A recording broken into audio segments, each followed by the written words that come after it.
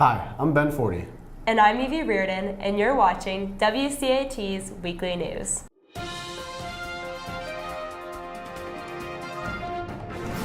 With the new school year, we have new teachers, and we decided to interview some of them to see what their hobbies outside of school are.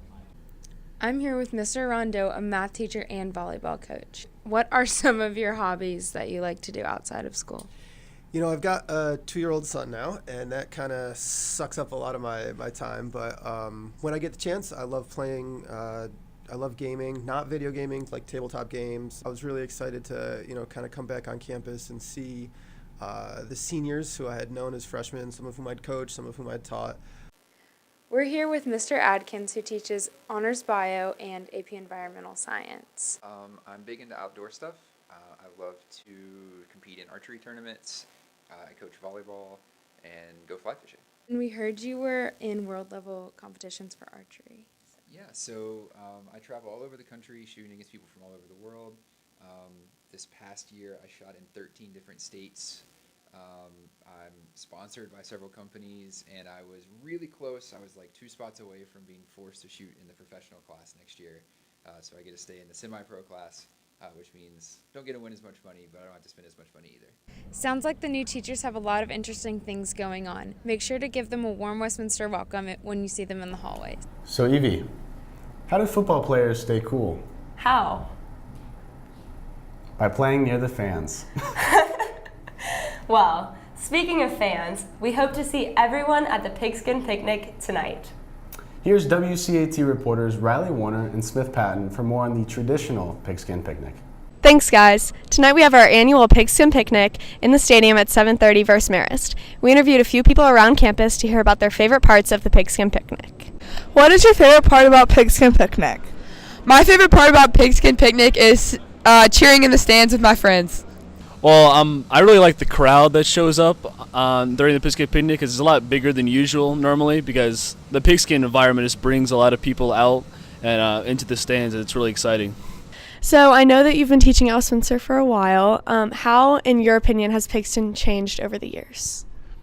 It's evolved and really kind of taken care of the needs of a different community. The way the food changed from us cooking it to bringing it in catered to having some difference and variety between adult meals and children's meals. I think that's been great. I think it's even better attended in some ways than it ever was when it first started out. Like, it's a big kind of calendar event now, which I really like. And what is one of your favorite pigskin traditions?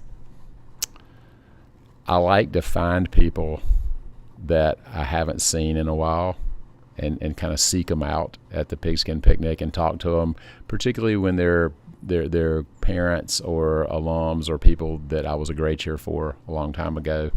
And I like to see their kids, and I like to hear their life story and kind of know where they are now. As you can tell, everyone on campus is getting really excited for the big game tonight. Make sure to come to the game around 6 o'clock to participate in all the fun festivities before the game starts. And remember, the theme is USA, so don't forget to wear your red, white, and blue to cheer on the Cats tonight. I'm Riley Warner, now back to you in the studio. Thanks, guys. The Writing Center is now open. You can book an appointment in advance or drop by Ask You 213 for help with college essays, history papers, English assignments, and any other writing needs you may have. Appointments are for 30 minutes with either an English faculty member or a trained writing fellow. Evie, we have some breaking news. There's a new food policy on campus. No way. Apparently, no food delivery is allowed on campus unless an adult is meeting the delivery person. Students may not meet the delivery person without a faculty member or staff present, beginning on September 15th. On a different note, many of you have been wondering what's up with these new parking stickers. Hi, I'm Will Ben with WCAT. This new school year, there's been some confusion about the new parking rules that have been implemented, so we decided to speak with Dean Giza about them. Here, Mr. Giza, Dean of Students. So, Mr. Giza, can you tell us everyone more about the new parking? Sure. It may seem like it's a new parking situation, but in reality, it's exactly what we've been doing before. Seniors park in the senior lot, juniors park in the back lot by the back tennis courts and Turner lot. Instead of having separate boys and girls stickers, all seniors are together, all juniors are together. And security, again, has a new system where with the permit, sticker on the car, we can more easily track whose car it is in case we have to have it moved or if it's parked in the wrong spot. Because we have all of the parking stickers just in numerical order regardless of gender, if you get here early enough and you need to be at Turner after school and you can get to school, I would advise get there early, find a legal parking spot in the Turner lot. That means no red curbs, don't park by the dumpster, don't park in coaches parking next to the building. All right, thank you, Mr. Giza. You're welcome.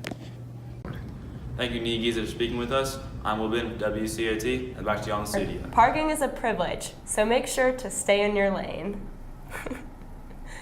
Beginning September 15th, in conjunction with other area independent and public schools, students and teachers at Westminster will be participating in our 27th school build this year. We are committed to bring 7 to 10 students to help.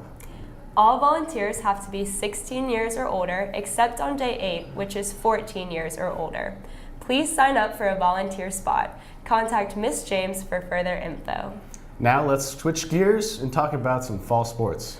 Here is our very own sports reporter, Jack Hunter, for more on Westminster sports. Thanks, guys.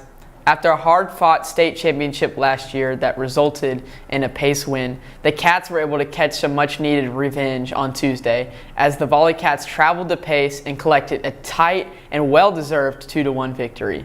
Not only did the Cats get revenge on the Knights, but they also picked up another big region win by defeating Stone Mountain 2-0 on the same day. After 2 matches at Fellowship Christian School yesterday, the Cats will return to action next Tuesday when they travel to GAC. Transitioning to the Diamond, the softball team, despite being mostly freshmen and sophomores, still have high hopes and expectations for this season. I think every season we expect to win region, and I think we've grown a lot, and we definitely can do it if we put everything together. So far, the Cats have lived up to their expectations as they've had big wins versus Blessed Trinity, Redan, Stone Mountain, and Towers.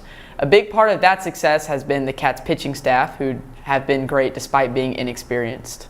Me, Cece, and Kate have all kind of stepped up and filled a hole that was left by the 2 graduating seniors. Tonight is the Pigskin Picnic as the Cats take on the Marist War Eagles. There will be many festivities throughout the day, including a pep rally today and barbecue tonight on the discus field. Looking onto the field, Marist is currently ranked number 2 in 4A, and Westminster is currently ranked number 5 in 3A.